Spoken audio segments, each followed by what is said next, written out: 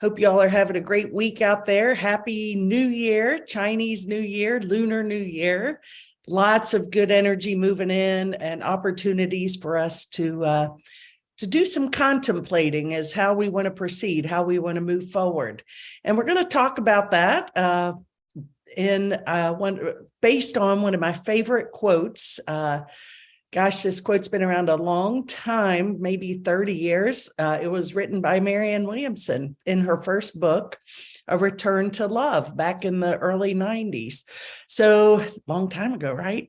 Anyway, seems like yesterday, I don't know, but it is our deepest fear. And we're going to talk about that from what she was choosing to express and how we can I always love to weave in as many teachers and philosophers and scriptures and teachings to really hammer it in and make it solid and find that there are always quotes and teachings to support truth.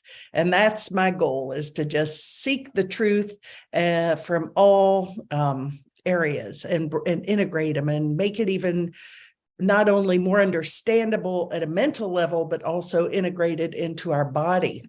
Well, the quote, Socrates, I know you all have heard this many times in your life: an unexamined life isn't worth living. So how true is that? An unexamined life isn't worth living. And, we get through, many people just go through their life, okay? This is pretty much the status quo, in case you didn't know. Most of our programs, our subconscious, our belief systems are pretty well set in our mindset, in our bodies by the time we're 6 years old.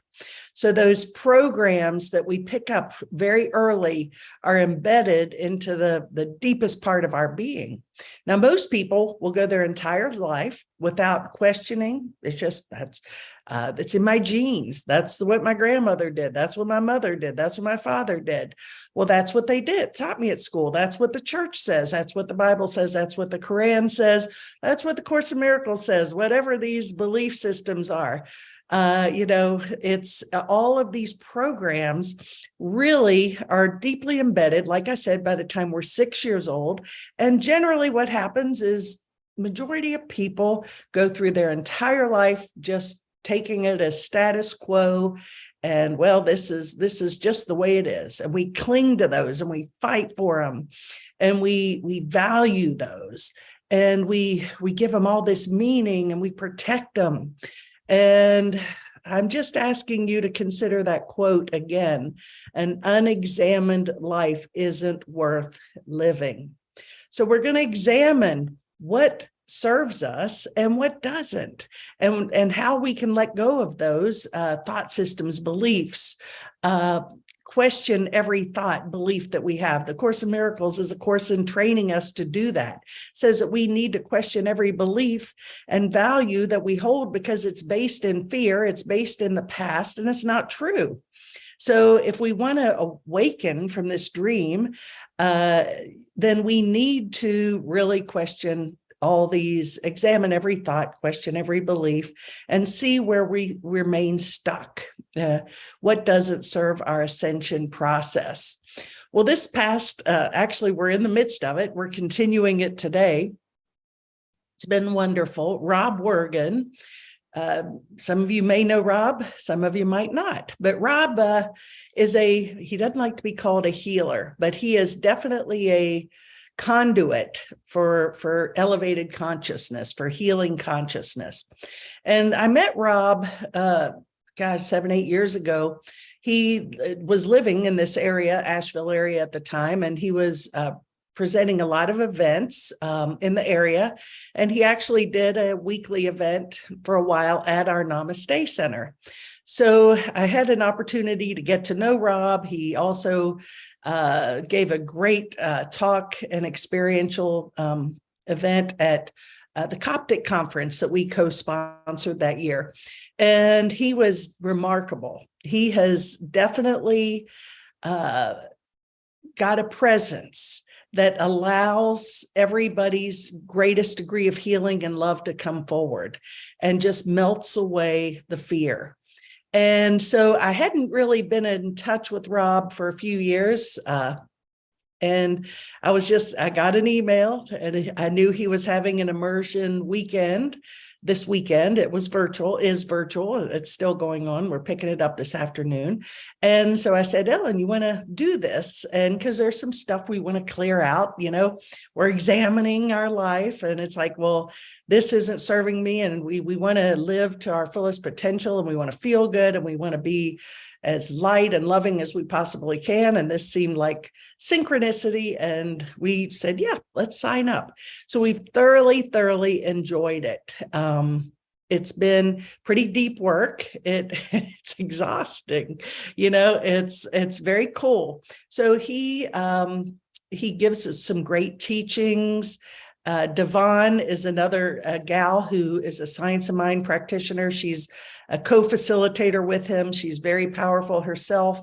And together they've really been giving us tools and truths of how to let go of beliefs and thoughts that no longer serve us, and to really know that we are, and this is what we talk about every week, we know this, but we continually need to be reinforced that we are powerful beyond our greatest imaginings, that there is no limit except in our belief systems, these truths, these false truths, these beliefs that we cling to. And I would, from my own language, I look at those false beliefs as past mind training, based on fear, the ego, limitation. Well, it's ancestral, so it definitely is in my genes and my blood, and that's another conversation that we're finding is not true at all. Thank you, many teachers and Dr. Bruce Lipton.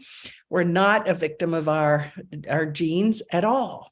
So we with this, we're working with Rob this weekend, and part of the practice is to just allow, let go and allow, surrender, and allow the masters, the teachers, come in and clean us up. We just have to ask for help.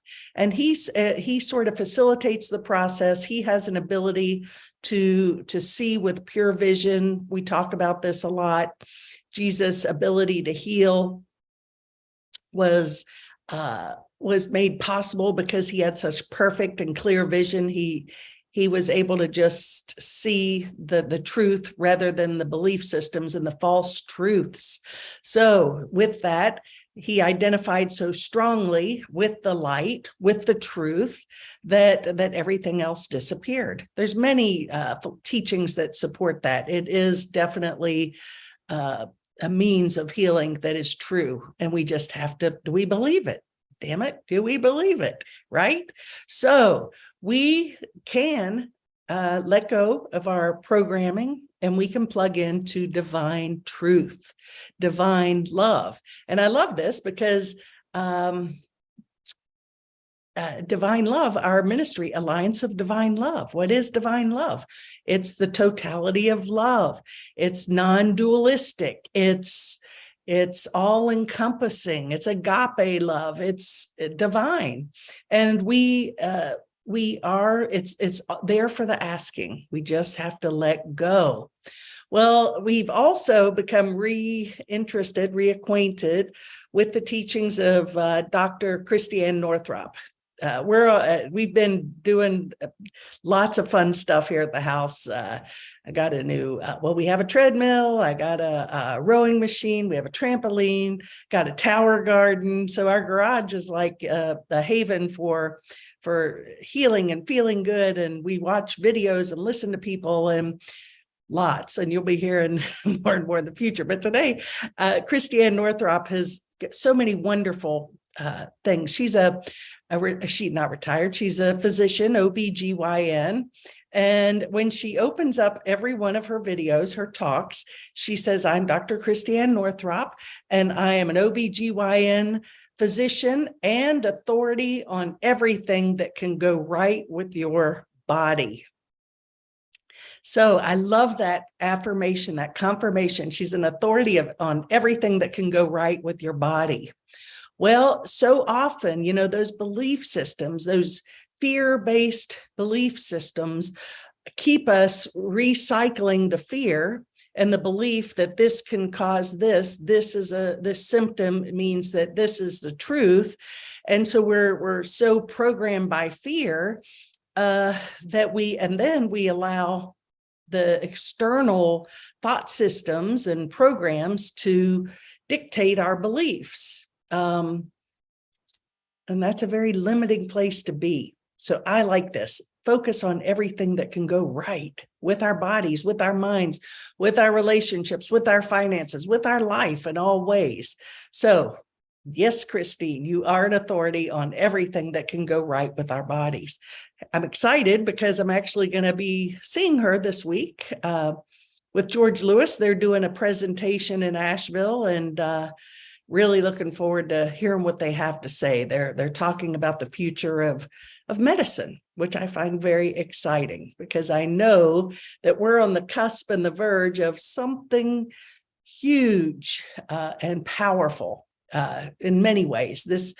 All these teachers, these great teachers that I listen to all day long and read about, and they all maybe come from a little different angle in how they present it. The message ultimately leads us home or leads us to awakening, but they're all pretty much in agreement that these are huge transformational times. And although it's a little bumpy, because letting go is, we can do it the hard way or we can do it the easy way. So I think we're finding that, okay, it was just surrender, let go. We've been talking about that for how long now? So moving forward, I want to share with you a quote that I heard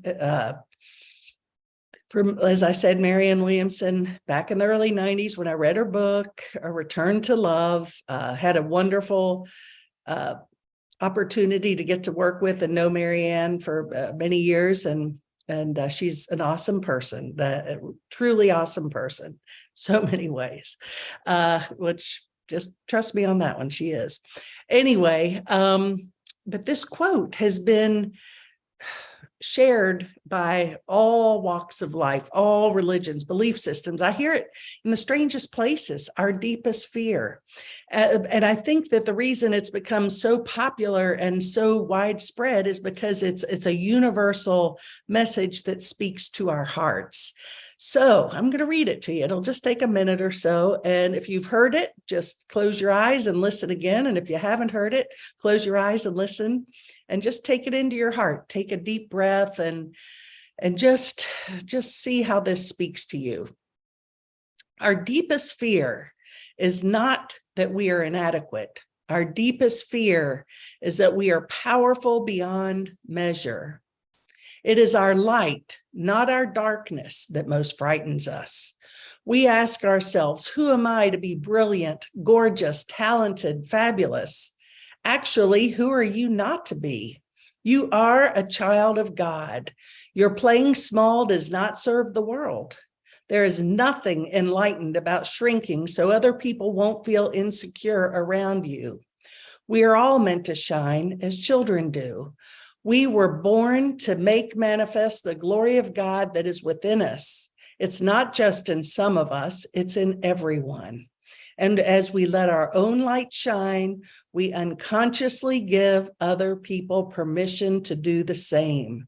As we are liberated from our own fear, our presence automatically liberates others. Wow. So how's that make your hair stand up? You got the goosebumps, and it's, again, such a breath of fresh air that we are here to shine. We're not here to shrink so other people will not feel threatened by us or intimidated. We're here to fully make manifest the glory of God that lives within each and every one of us. And as we do that, we're making space for others to do the same.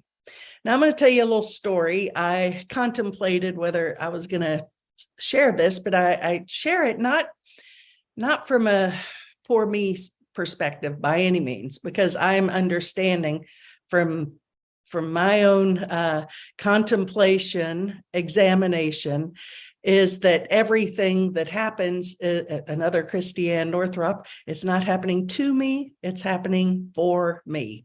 So just something to say to yourself instead of, oh, why is this happening to me?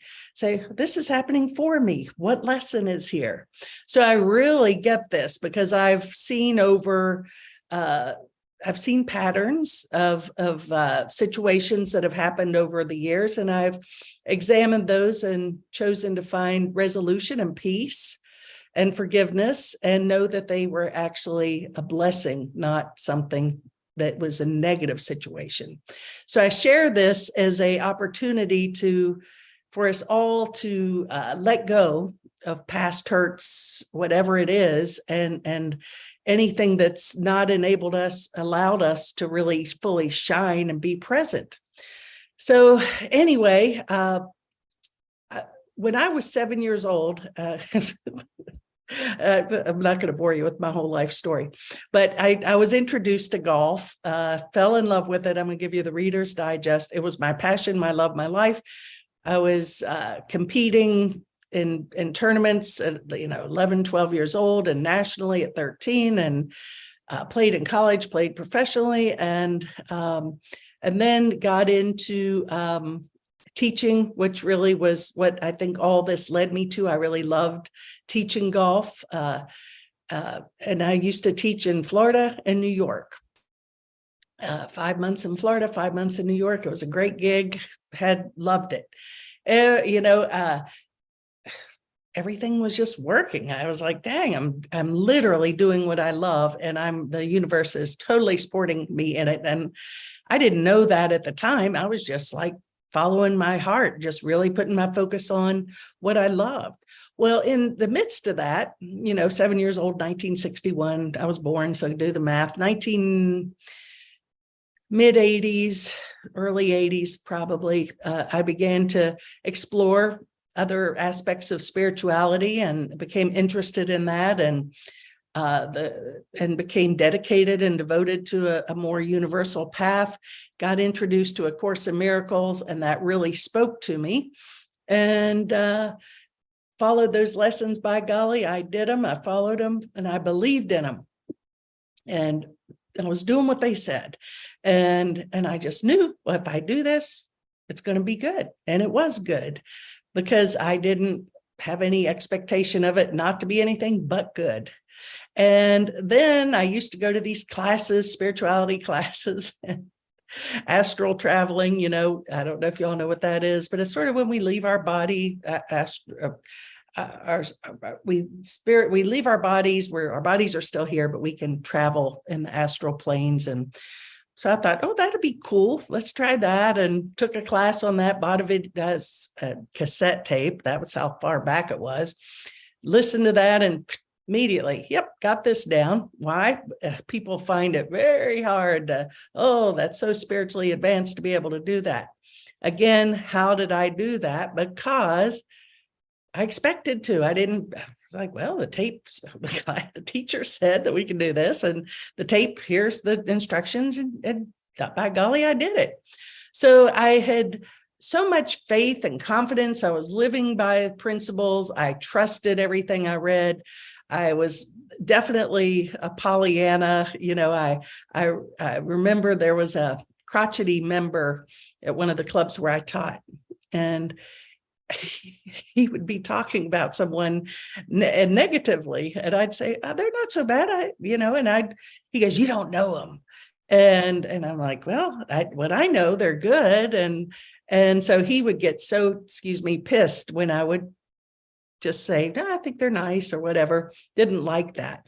And so actually he didn't like me either, for that matter. And I was like, well, how can he not like me? I'm nice that I do this, but I digress. But I've been, looking back, and I see that triggered something in this fella that was interesting. I had many great jobs in golf. I never had to look for one, honestly. The Palm Beach Center for Living, I don't want to bore you with the story when that all began, but the miracles that happened there were beyond remarkable how that all came into being. I had no background in any of that, and it just sort of unfolded and was huge. So there was lots and lots of things happening, and I was just like showing up, doing the lessons, practicing the principles of spirituality, and boom. Then I began to sort of have other people, some with good intentions, got me questioning certain things. And, well, if you really knew what you were doing, you would do this. And I'm like, well, they are the experts. So I sort of gave them some power. And then I think a lot of people, and truly, there were some huge things that happened, were resentful because there was some big jealousy there. I'll just say it. And I'm not saying that I'm not patting myself on the back, but it was like, well, what the heck is this girl doing? And a lot of people who were in a position didn't really like what was happening. We'll just leave it at that. So I started to take a lot of this personally. Well, so I started questioning, well, maybe they are right. And who am I to be fabulous, talented, and glorious, right? And I began to take it really personally. And so then, I noticed that I would hold on to that. I was getting more stressful. I was picking up weight. So I knew that something was wrong there. And I was letting what people thought impact me. And as a result, over the years, it just sort of, I allowed it to beat me down. That's the bottom line of it. So I'm recognizing this now. And the only reason I even shared that is because I don't think I'm alone in this, and I think that sometimes, as this beautiful quote says, we are here to make manifest the glory of God that is within us. We're here to shine. And you know what? The fact is, there are people that just aren't going to be happy for you. I mean, that's the bottom line. And so we do have a choice. So now I've been working this whole week on lining those people up in my mind and just saying, thank you for blessing me with these lessons. This was, I brought them in. Instead of, why'd you do this to me? Thank you for doing this for me. Whole game changer. I've chosen to, at another level, let go of the story. And I invite you guys as well to look at, truly, where are you being held back? Where are you allowing other people's opinions to impact you?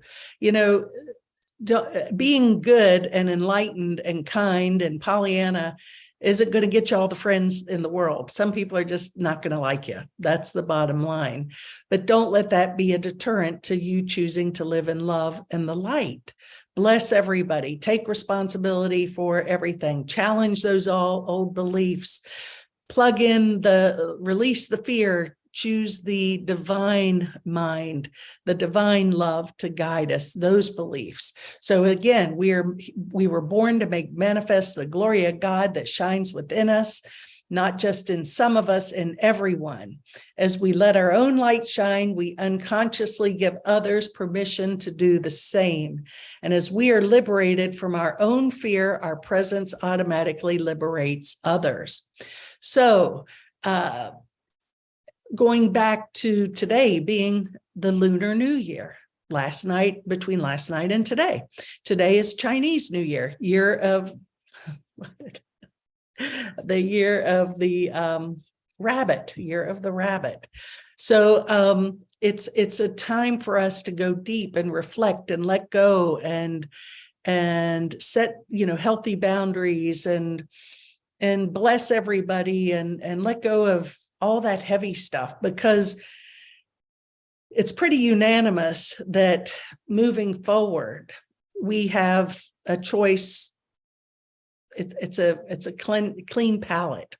It's up to us how we choose to move forward, what we choose to put into our experience. What do we want to bring in? What do we want to let go? That's both individually and collectively. And the more I think we all live from our own hearts, we're making a beautiful tapestry of collective hearts and love and passion. So that's the best thing we can do. And when we do tune into our heart, are guided from our heart, live from our heart, then the universe brings us that which supports our deepest desires, more than we could ever make happen. It's just allowing. So I also want to remind you guys, we need to go where our energy is reciprocated, celebrated, and appreciated. Be with, we have free will to choose what we put into our field, what we wear, what we eat, what we watch on TV or don't watch on TV, what we read, who we allow into our life. Do choose wisely. Moving forward into this new earth, it's a very exciting time, and we're co-creating it. So individually, go into your heart, examine what serves you, what doesn't. Say these are not the beliefs I choose. They're the beliefs of someone else. God's mind is all powerful. There's no limit in the mind of God. Therefore, there is no limit in me or you. So, in A Course in Miracles, today we celebrate the happy ending to your long dream of disaster. There are no dark dreams now. The light has come. Today, the time of light begins for you and everyone. It's a new era in which a new world is born. The old one has left no trace upon it in its passing. Today, we see a different world because the light has come. So today, New Year, Lunar New Year, Chinese New Year, it's a turning point. It's a letting go. It's a reset. Take back your power. No more playing small. It doesn't matter what other people think about you. Just, shine brighter and brighter and brighter, and allow others to do the same. Understand that everything that seemed like a challenge or an upset was happening for us, not to us, to teach us to be stronger, more faithful, more confident beings. So we need to examine our beliefs, our truths, which ones serve our goals and our dreams and which ones don't. Invite a new truth, divine love, divine truth. And when we do that, it's a surrender to an experience and a mind that is far greater than anything we can imagine from our little selves. And from a friend of mine, Vicki, fellow Reverend Vicki Spray, she just zipped through Facebook this morning, and I thought this was an appropriate quote. And it says, there is so much more joy when we stop believing our thoughts. So all that little mind chatter, that's false, that's programs, that's stuff, subconscious, it's no good. Divine consciousness, divine love, let go, ask for support. There are guides and angels out here just lined up wanting to help us. Help me with this, show me this. I choose to surrender all my beliefs. I know that there is a world out there that exceeds my greatest expectations, and that's true. And I just think this is cute. It's a little silly, but cute. And I'm going to close with this. And remember, when all else fails, turn up the music and dance with your dog. So if you're feeling gloomy, crank that music up, dance with your dog. If you don't have a dog, just dance.